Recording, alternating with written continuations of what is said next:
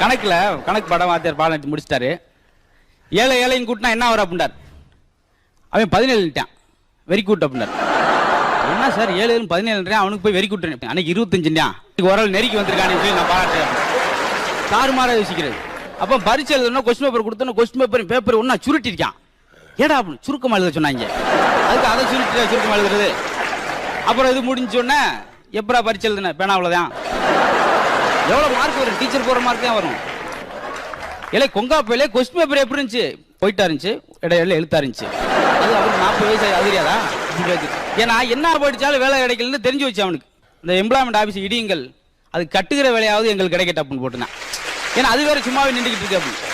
பட்டங்களை அட்டையாக தராதீர்கள், கை குட்டையாக தாருங்கள், கண்ணீர் துடைக்க வாச்சு ஆகும் அப்படின்னு சொல்லி. ஏன்னா ஆகி போச்சு. நீங்க பாருங்க, எங்கேயாச்சும் இன்டர்வியூ கேட்டு போங்க. ஒருத்தர் இன்டர்வியூ போயிட்டு வந்துட்டான். ஏன்னா நேர்முக தேர்வுக்கு போனே என்னாச்சு? மறைமுக தேர்வில் ஏற்கனவே ஒருத்தனை எடுத்துட்டாங்க. வீடியோ பிடிச்சிருந்தா லைக் அண்ட் சப்ஸ்கிரைப் பண்ணுங்க.